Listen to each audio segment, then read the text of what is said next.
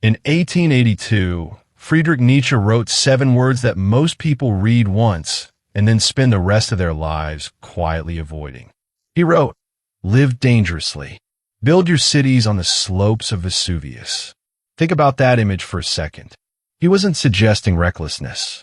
He was pointing at people who choose to build their entire lives in the shadow of an active volcano, fully aware it could erupt at any moment, because they understood something most of us spend our whole lives running from. A life spent avoiding every risk isn't actually safe. It's just a slower, quieter way of never really living at all. If this is your first time here, before we go any further, hit subscribe, tap that bell icon, and drop a like on this video, because we're building an entire series unpacking Nietzsche's philosophy piece by piece, and you don't want to miss where this goes next. Now, back to Vesuvius. Nietzsche believed most human beings organize their entire existence around a single, unspoken priority: minimizing risk, not maximizing meaning, not pursuing greatness, just staying safe, staying comfortable, staying exactly where the ground feels solid beneath their feet. And he believed this instinct, while completely understandable, is quietly responsible for more wasted potential than any external failure ever could be. This is a video about the opposite path, about what Nietzsche actually meant by living dangerously, why he believed boldness isn't optional if you want a life worth calling your own, and what it would take for you to actually build your city on that volcano, instead of watching from a safe distance for the rest of your life. Let's start with a question. What does danger actually protect you from? And what does it quietly cost you in return? Most people never ask this because the cost of playing it safe is invisible. It doesn't show up as a single dramatic failure you can point to. It shows up as decades, a career you never left because it was stable, a relationship you never questioned because it was comfortable, a version of yourself you never became because becoming it required a risk your nervous system labeled as dangerous. Nietzsche believed this slow, invisible cost is far more devastating than any single bold failure could ever be, because a failure at least teaches you something. A life of avoided risk teaches you nothing. It simply passes. He had a name for the psychology behind this constant risk avoidance. He called it the herd instinct, an ancient, evolved reflex that treats safety and survival as the highest possible good, because for most of human history, they were. But Nietzsche argued that modern life had changed the equation without updating the instinct. Today, physical survival for most people is rarely actually at stake. What's at stake instead is something Nietzsche considered far more valuable: the full, unlived potential of who you could have become, quietly sacrificed on the altar of staying comfortable. This is why he issued his challenge about Vesuvius. He wasn't telling people to be careless with their actual lives. He was telling them to stop being careless with their potential, because that, to him, was the real danger, not the volcano. The wasted decades spent pretending the volcano wasn't there. So what does living dangerously actually mean, in practical terms, according to Nietzsche? The first piece is intellectual danger, the willingness to hold a belief that could be wrong, examine it honestly, and change your mind if the evidence demands it, rather than clinging to comfortable certainty simply because certainty feels safer than doubt. Most people protect their existing beliefs the way a soldier protects territory, treating any challenge to those beliefs as an attack on their identity rather than an invitation to think more clearly. Nietzsche considered this a form of cowardice dressed up as conviction. Real boldness begins in the mind, long before it ever shows up in your actions, with the willingness to actually think rather than simply defend what you already happen to believe. The second piece is social danger, the willingness to say the true thing in the room where it's unwelcome, to disagree when disagreement carries a cost, to risk the disapproval of people whose approval you've been quietly relying on. Nietzsche believed most people will say almost anything to preserve social harmony, even at the cost of honesty. And he considered this one of the most corrosive habits a person can develop, because every time you swallow the true thing to keep the peace, you teach yourself a little more that your own honest voice isn't worth the discomfort of using it.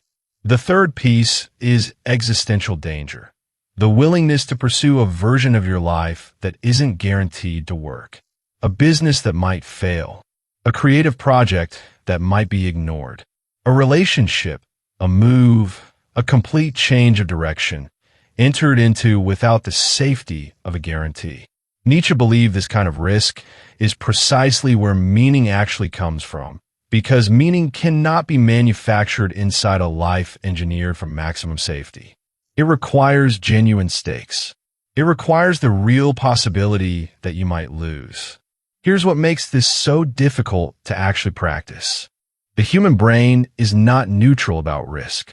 It is wired deeply and anciently to treat uncertainty as danger, even when the actual physical stakes are low.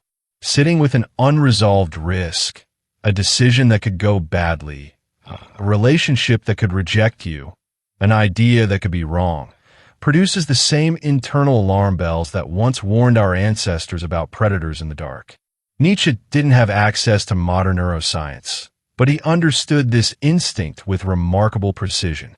He knew that most people would rather stay in a known, mediocre situation than risk an unknown, potentially better one, simply because uncertainty itself feels unbearable, regardless of what's actually at stake.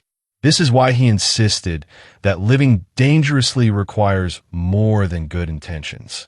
It requires actively training your tolerance for uncertainty, the same way you train any other capacity.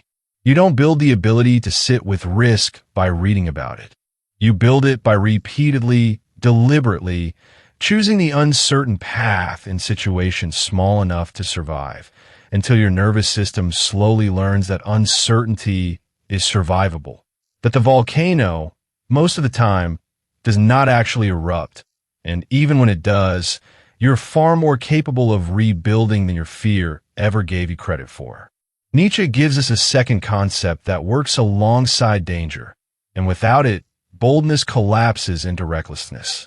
He called it a more fatty, the love of fate, not blind optimism, not pretending risk doesn't carry real consequences. A fierce, active willingness to embrace whatever the outcome turns out to be, success or failure, as necessary material for whoever you're in the process of becoming. This matters enormously because it's the difference between boldness that's sustainable and boldness that burns you out. A person who takes risks purely to chase a specific outcome will be shattered the moment that outcome doesn't arrive. But a person who has genuinely made peace with the fact that the outcome itself was never the entire point, that the growth happens in the act of taking the risk honestly, regardless of how it resolves, can take risk after risk after risk because failure no longer threatens their identity. It simply becomes information for the next attempt. This is precisely what separates Nietzsche's version of living dangerously from simple recklessness.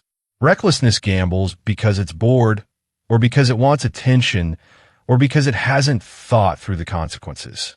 Nietzsche's boldness is deliberate. It asks a very specific question before every risk.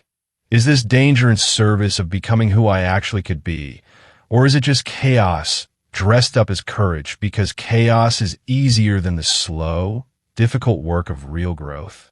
So let's bring this back to the volcano. Building your city on the slopes of Vesuvius doesn't mean ignoring danger. The people Nietzsche was describing knew exactly what they were building next to. They chose it anyway, because they understood something that most of us spend our entire lives avoiding. That proximity to real stakes is what makes a life feel genuinely alive, rather than merely maintained. Somewhere in your life right now, there's a version of this volcano. A conversation you've been avoiding because it might not go well. A direction you haven't pursued because it isn't guaranteed to work. An honest opinion you've been quietly swallowing because voicing it carries a cost you'd rather not pay. Nietzsche's entire philosophy on this subject comes down to one uncomfortable and ultimately liberating question. What would you actually attempt, build, or say if you finally stopped requiring the guarantee of safety before you were willing to begin? He never promised the volcano wouldn't erupt. He only promised that the alternative, a life built entirely on safe, distant ground, never close enough to anything real to actually feel the heat, is its own kind of eruption. Just slower, quieter, and far harder to notice until decades have already gone by. If this video pushed you to think differently, make sure you're subscribed and that bell is turned on, because the next one goes even deeper into exactly how to start taking that first bold step, and you won't want to miss it.